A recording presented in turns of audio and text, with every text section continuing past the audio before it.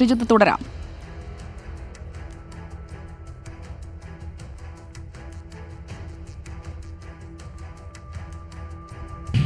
സുജയ, ഞാൻ പൂർത്തിയാക്കാൻ ഉദ്ദേശിച്ചത് ഈ സി പി ഐ എം ഇപ്പോൾ നേരിടുന്ന ഒരു പ്രത്യേക രാഷ്ട്രീയ പരിസ്ഥിതി ഉണ്ട്. അത് PV അൻവർ ആണെങ്കിലും KT ജലീലാണെങ്കിലും ഉയർത്തിവിട്ട ആക്ഷേപങ്ങൾ, പോലീസുമായി ബന്ധപ്പെട്ട ആക്ഷേപങ്ങൾ, മലപ്പുറം ജില്ലയിൽ കേസുകളുടെ എണ്ണം വർദ്ധിച്ച കാര്യത്തിലാണെങ്കിലും, ഒപ്പം തന്നെ ഈ RSS ADGP കൂടിക്കാഴ്ച വിവാദം അടക്കമുള്ള കാര്യങ്ങളാണെങ്കിലും വലിയ തോതിലുള്ള രാഷ്ട്രീയ തിരിച്ചടി CPIM ഉണ്ടാകുന്നു എന്ന വിലയിരുത്തപ്പെടുന്ന ഘട്ടമാണ്. ആ ഘട്ടത്തിലാണ് സുപ്രീം കോടതിയുടെ വളരെ കൃത്യമായ ഒരു ഇടപെടൽ വരുന്നത്.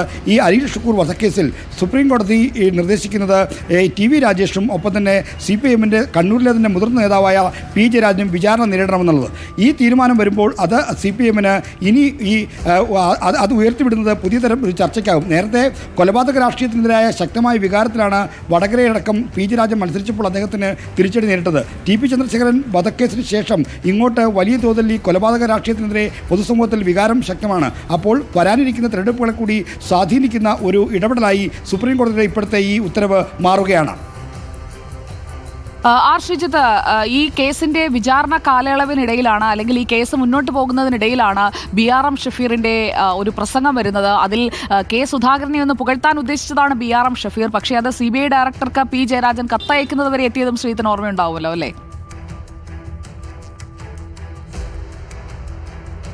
അതായത് CBI ഡയറക്ടർക്ക് കത്തയക്കുന്ന അടക്കമുള്ള കാര്യങ്ങൾ നേരത്തെ BRM ഷഫീറിൻ്റെ പ്രസംഗത്തിലൂടെയും അല്ലാതെയും ഒക്കെ തന്നെ CPIM കേന്ദ്രങ്ങൾക്കും അവിടെ എല്ലാവർക്കും പരിചിതമായ ഒരു കാര്യമാണ്.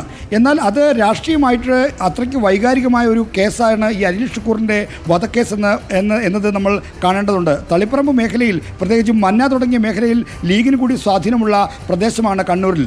അപ്പോൾ അത്തരമൊരു സ്ഥലത്ത് ഒരു യുവാവ്, അതായത് ഒരു പ്രായപൂർത്തിയായി ഒരു യുവാവെന്ന് പറയുന്ന ഒരാളെയാണ് ഇത്തരത്തിൽ അരിങ്കൊല നടത്തിയത്. അത് പാർട്ടി കോടതിയുടെ തീരുമാനപ്രകാരമാണ്. P ജയരാജനും TV രാജേഷും സഞ്ചരിച്ചിരുന്ന വാഹനത്തിന് നേരെ ആക്രമണമുണ്ടായതിൻ്റെ പ്രതികാരമായിട്ടാണ് ഈ കൊലപാതകം നടന്നത് എന്നാണ് ആക്ഷേപം ഉയർന്നിരിക്കുന്നത്. അതാണ് ലീഗിൻ്റെയും UDFിൻ്റെയും ഒക്കെ ആരോപണങ്ങൾ.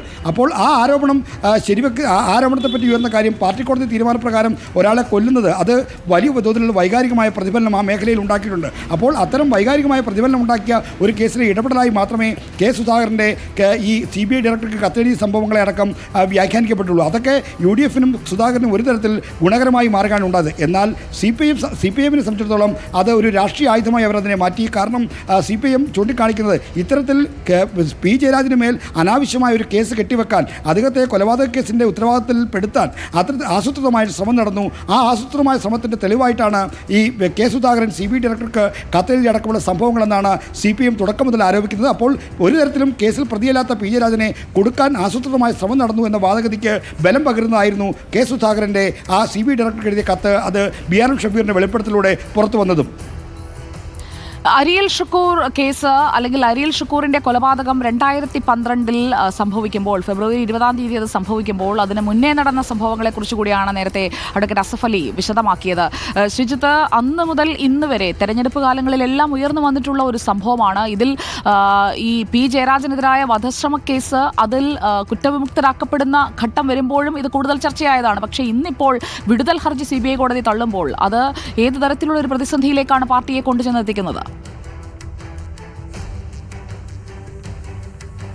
വിടുതൽ ഹർജി സുപ്രീം കോടതി തള്ളുമ്പോൾ രണ്ട് തരത്തിലുള്ള പ്രത്യാഘാതങ്ങളാണ് ഉണ്ടാകുന്നത്. ഒന്ന്, നിയമപരമായി ഇപ്പോൾ ഈ നിയമ സംവിധാനത്തിന് മുന്നിൽ വിചാരണയ്ക്ക് വിധേയരാകേണ്ട സ്ഥിതി വന്നിരിക്കുന്നു. അതും പാർട്ടിയുടെ രണ്ട് പ്രധാനപ്പെട്ട നേതാക്കൾക്ക്. ഒന്ന്, CPIMൻ്റെ സംസ്ഥാന കമ്മിറ്റി അംഗവും മുതിർന്ന നേതാവുമായ P ജയരാജൻ. മറ്റൊന്ന്, CPIMൻ്റെ സംസ്ഥാന കമ്മിറ്റി അംഗവും മുൻ MLA TV രാജേഷ്.